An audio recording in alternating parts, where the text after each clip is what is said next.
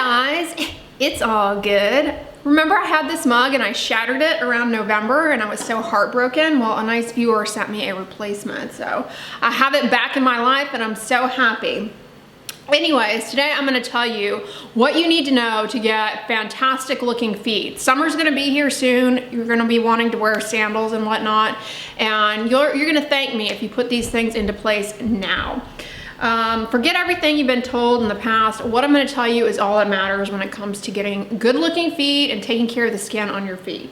First of all, stop walking around your house barefoot.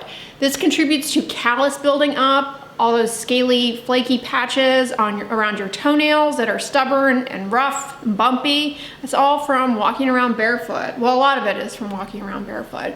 But worst of all, walking around barefoot puts you at risk for onychomycosis, aka toenail fungus, which is one of the most difficult things to get rid of. So at the very least, I recommend at least walking around in socks. And I happen to be a fan of these Hue socks. I get these on Amazon. They're really inexpensive, super comfortable, and pretty good quality. They hold up really well in the wash. The reason I like these is they have little grippies on the bottom. So that brings me to my next point. While at the bare minimum, walking around in socks is fine, be very careful that you don't slip and fall if you have hardwood floors like I do, or whatever this fake stuff is that I have on the floor here. It's not actual wood. I think it's like, I don't know, recycled teeth or something. Anyways, yeah, get yourself some good slippers. I'm gonna give a plug to my Bionic slippers. You can get these. They often have deals on QVC. They also sell them on DSW. But these are amazing slippers. They mold to your feet really well, and they give fantastic support to the arch of your foot and the balls and the heels, which is so important.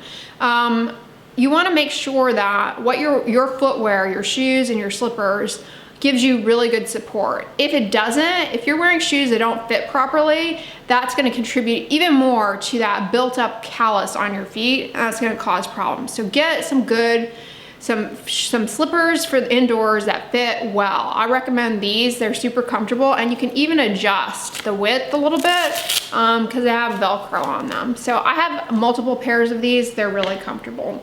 Speaking of making sure that your footwear fits well for reducing callus, don't buy cheap shoes. Invest in a good quality pair of shoes, or a few if you are a fashionista unlike me. Have to be good quality. I would rather have one pair of expensive shoes that fit me well and last for life and support the arch of my feet and allow me to walk about my day and not think about my feet than have a closet full of cheap shoes that fall apart or just a fading trend, and that's actually gonna cost you more in the long run. Next tip, keep your toenails cut short. Long toenails are a dermatophyte's best friend, and by dermatophyte I mean toenail fungus. The longer your toenail, the more real estate there is. And the other reason to cut your toenails frequently is that the longer your toenail is, it's gonna bang up against your shoe, and that is gonna reflect back into the matrix, that part underneath your half moon of your toenail. That's gonna reflect back into that. It's gonna damage it. Make sure you cut your toenails with a toenail nail cutter, not the little tiny fingernail nail cutter. It matters. Make sure they're sharp and good quality. This is another thing that you don't want to cheap out on. I have always used Tweezerman. The reason I love Tweezerman is that you can actually send these to Tweezerman and they will sharpen them for you for free and send them back to you. And you want to make sure you disinfect these after each time you use them with isopropyl alcohol. Don't share these with anybody. If you want to inoculate yourself with somebody else's toenail fungus, then share toenail clippers, but otherwise don't. If you have crusty, calloused feet that you're looking to smooth, rather than go to the nail salon, which you can't do right now anyways, a better thing to do is to get my good old friend Kerasal foot ointment. This is fantastic. Apply this to your feet every night for a week and you will see a dramatic difference. I love this so much, but I can actually only use it for 1 week a month. If I use it too frequently, it removes too much of my callus. Because I'm a runner, removing too much of my callus sets me up for developing blisters. You want to put it on your heels, the balls of your feet, and all around your toes and your toenails. It will also help improve the appearance of your toenails.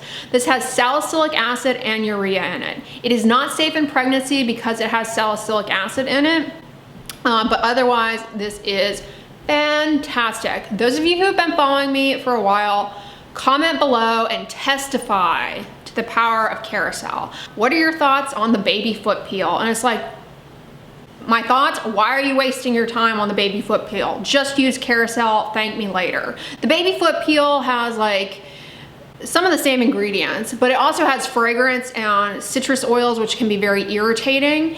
Same ingredients as the baby foot peel in terms of what's gonna help soften the skin of your feet, but without the fragrance and essential oils or citrus oils that the baby foot peel has. Yeah, just use this, thank me later, and forget about the baby foot peel. The way to use this is at nighttime, after you get out of the shower, towel dry off your feet, and put this on to those areas of your feet. You really only need a tiny amount, and then immediately put your socks on right away. You don't wanna walk around with bare feet with this on because it'll make a mess.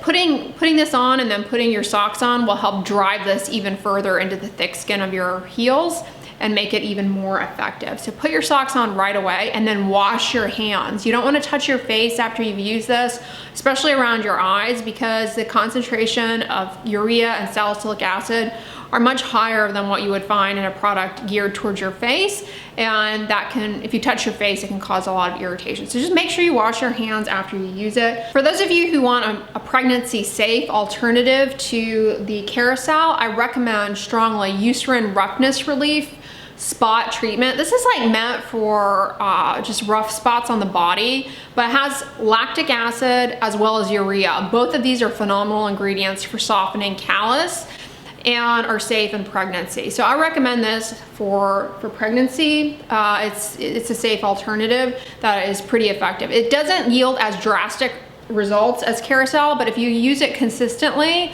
more than that 1 week out of a month, you will see improvement. And in pregnancy, that's really a time where you will develop a lot of callus because your feet change, the shape of your feet change. You have obviously more weight that you're putting on your feet. A lot of things are changing and you develop callus more readily. So this is one that you certainly can use and I recommend. When I'm not using the kerasal though, the other nights, I do use a thick cream or ointment to my feet. And the one that I've been using lately and I really love is the Dermatonic Soothing Foot Cream. This is fragrance free. It has urea in it and colloidal oatmeal. It's just really nice and thick and greasy, which is exactly what you need for your feet. I put it on the same way that I put on the kerasal at nighttime before I go to bed. Then I put on the socks and I do wash my hands. While it's not as strong as the kerasal, it does have urea in it, and so when you transfer that to your hands, to your face, it can still cause some irritation. So I do wash my hands afterwards, but that's another fantastic one to use. All right, what if you have green ratchet looking toenails? And I'm not talking about green toenails because you've got green toenail polish on there that's stuck on. I'm talking about green toenails. That is something that is often due to a bacteria called Pseudomonas. And the way to get that better is to soak your feet in a solution of white vinegar and water. That'll help kill off that Pseudomonas growing under the nail. But green toenail is not the same thing as toenail fungus. But if you do have green toenail, the white vinegar soak is definitely a good thing to do consistently. The last set of pointers for summer ready feet, if you will, has to do with sweaty, smelly feet. Nobody wants stinky feet. I talked about don't buy cheap shoes. I swear, cheap shoes, is it just me? They make your feet stink. Don't buy them, so we already covered that. Excessive sweating on the feet is pretty common and is the main cause of smelly feet. What to do? I recommend using a product called Sweat Block. It's aluminum at a high percentage strength. The way to use it though is actually you don't want to use it with these other creams that I've mentioned, but because you want to put it on at nighttime to your feet when they're clean and dry. And the reason for this is that you sweat less in your sleep, your body temperature cools down, If you put it on and then sweat, then it's just gonna wash off basically the active ingredient, the aluminum. So put it onto the soles of the feet at nighttime, and then definitely put the socks on. That will help drive the aluminum into those eccrine sweat glands so that they will plug up with ongoing consistent use. And you can put the socks on, but if you really want to increase the efficacy even further, if you can tolerate it, I recommend wrapping your feet up in saran wrap. This really gives good occlusion onto the skin and really smacks it down in there. So that is good. This can be very irritating, however. So if you're developing a lot of irritation from it, definitely take a break from it. But that certainly can help. And in the morning, you just wash it off, towel dry the feet, and then put your socks on. Which brings me to my next point. A main driver of smelly feet is wet, damp socks. Make sure you change your socks frequently, and likewise, don't hang out in sweaty shoes. Whenever you go for a workout and you work up a sweat, take your shoes off and your socks off right away and let your feet dry, just air them out. So that will help reduce smelly feet quite a bit. But if you're doing the aluminum chloride thing, if you're doing the aluminum chloride thing and you're changing your socks really frequently, but your feet still are smelly, the other thing to do is the white vinegar soaks. That will kill off some of the bacteria that break down sweat and make your feet smell. That would be another thing to do that I would recommend. Guys, this quarantine with the kid upstairs home all day, like I can't escape him. He's always up there doing like, I don't know, football drills or something. Anyways, guys, those are my tips for getting good looking feet this summer. Those of you who've been following me for a while, testify below the power of kerasal. Put everyone's mind at ease that they're not missing out by not using the baby foot peel, that this is better. But I hope this video was helpful to you guys. If you liked it, give it a thumbs up, share it with your friends, and as always, don't forget, sunscreen and subscribe. I'll talk to you guys tomorrow. Bye.